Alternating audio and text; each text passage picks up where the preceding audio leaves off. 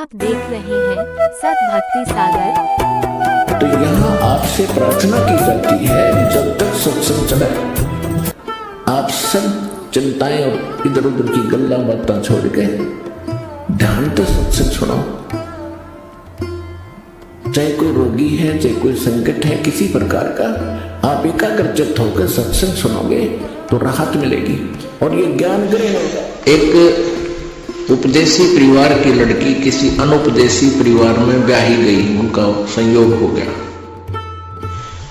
उनके गुरुजी उधर जा रहे थे, घर वालों ने कहा कि गुरुदेव आपकी बेटी वहां गई है, उधर से होते जाना। वो मानते नहीं, हमको कुछ शिक्षा देना। तो वो गुरुदेव उनके घर चला गया। उस दिन न तो उसका पति था, न उसका ससुर कहीं बाहर खेतों में गए हुए थे, किसी कामवश बाहर गए हुए थे। अच्छा, उधर से क्या था कि उसकी सासू ने सास को काफी कहने सुनने से 5-6 महीने पहले किसी संत से उपदेश ले लिया था। गुरुदेव वहां पहुंचा, उसने पूछा कि बेटी सासू है तेरी? और सासू वहीं बैठी। कहा जी। कितने वर्ष की है? कि 6 महीने की। 6 महीने की है मेरी सासू।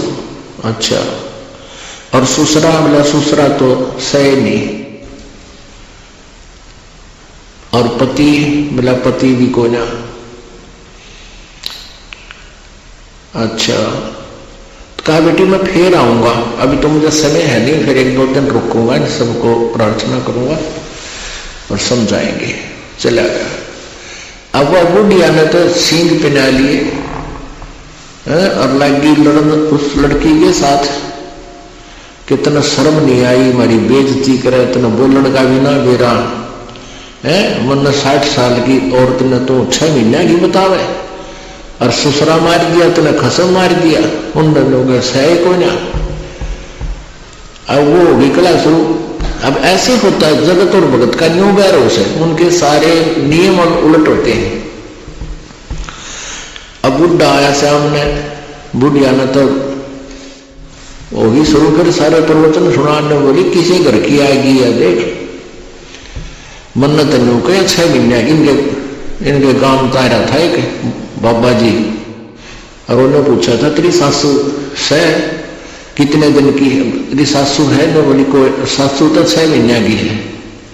मुझे तो 6 महीने की बताया, और तन्ने तेरे बारे में कहती ससुरा तुम्हारा सही कोई ना। और खसम ने भी जो बोले हमारे लड़का भी मार दिया इसने, तेनों को भी कोई ना। अब बूढ़ा समझदार था, भाई इस बालक के लाके बालक होऊंगा, और वो कह के गया है 2 दिन आऊंगा, फिर मैं उसी से बात करूंगा। तो उस वृद्ध ने उसके ससुर ने जब वो आया संतोष से पूछा, महाराज जी इस लड़की ने बहुत गलत शब्द प्रयोग किया और हमने इस बात का बड़ा दुख हो रहा है। अब क्या शब्द प्रयोग किए? कि उसने आपकी बात हो रही थी, जो मेरी पत्नी को अपनी सासू जो 60 वर्ष की है लगभग, उसको तो नहीं बोली क्या 6 महीने की है। और मैं देख तेरे आगे जीवित बैठा, मेरे बारे में क्या बताया था उसने? ससुरा सह कोई ना। या कितनी नालायक लड़की है। और अपने पति के बारे में भी नो कहे थे उससे, वो भी कोई ना। कि वारांड होगी भाई। तब उस महात्मा ने कहा कि चौधरी साहब बात सुनो मेरी, ये हमारे कोड वर्ण थे, ये थारे समझ में बात आने की कोई नहीं थी। वो बुढ़िया बुढ़िया बैठी, वहां लड़की भी बुला ली, सारे बैठ गए, वो इकट्ठे हो गए। जब उस महात्मा जी ने कहा कि जिसने नाम नहीं ले रखा, भक्ति नहीं करता, उसका मनुष्य जीवन नहीं है, वो तो पशु के साथ जीवन है। और इस बुढ़िया ने 6 महीने पहले नाम लिया होगा।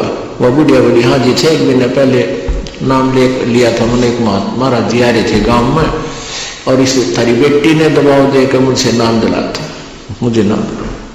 तो इसलिए तेरे को तुमने बता रही थी 6 महीने की से बुढ़िया।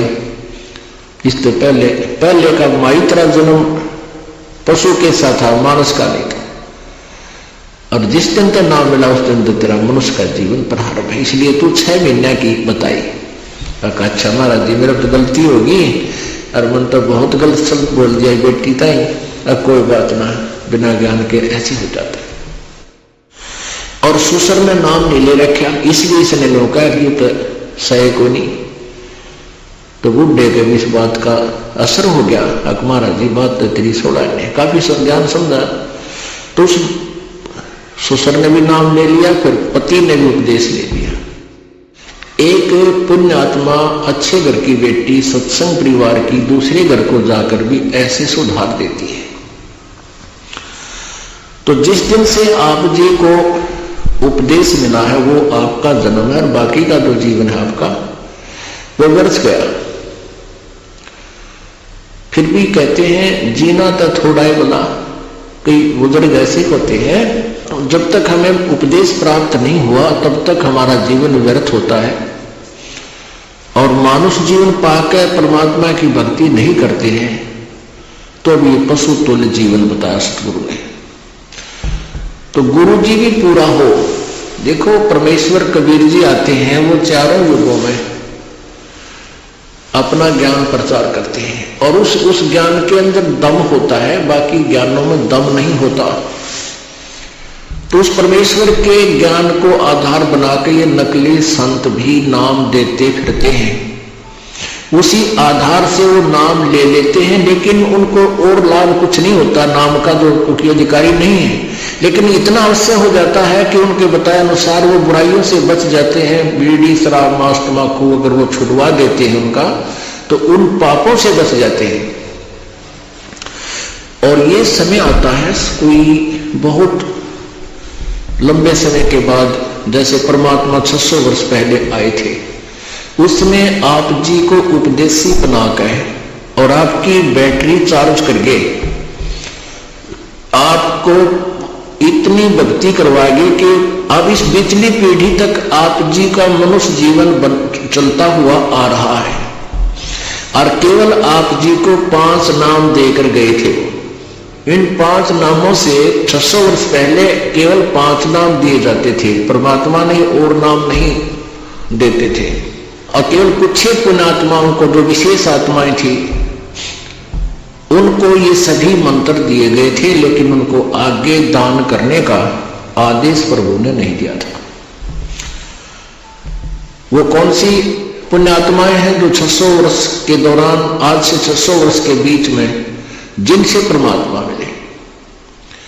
आदरणीय धर्मदास साहिब जी उनके समकालीन थे, आदरणीय नानक साहिब जी कबीर साहिब के समकालीन थे, आदरणीय मनुकदास साहिब जी, आदरणीय दादू साहिब जी, आदरणीय गरीबदास साहिब जी छुडानी वाले गांव, छुडानी वाले जिला झज्जर हरियाणा वाले, आदरणीय गीसा दास साहिब जी, ये बाद के हुए हैं। उनके समकालीन 2 महात्मा पुरुष थे। उन सबको परमात्मा मिले और उनको नाम पूरे दिए, लेकिन उनको आगे नाम देने का आदेश नहीं दिया। किस लिए नहीं दिया? क्योंकि ये नाम फिर सब जगह फैल जाएगा। नकली संत, काल के दूत इन्हीं नामों को देते हुए फिरेंगे, और हमारी जो पिछली पीढ़ी का समय आएगा इनको पार करने का, जो अब वर्तमान में चल पड़ा, तो उस समय हम न तो ज्ञान की भिन्नता बता पाएंगे और न ही नाम की कोई भिन्नता होगी। वही नाम वो नकली दे रहे होंगे, वही नाम हम देंगे, तो उन नकलियों को छोड़कर वो पुण्यात्मा हमें पहचान नहीं पाएंगी। यहाँ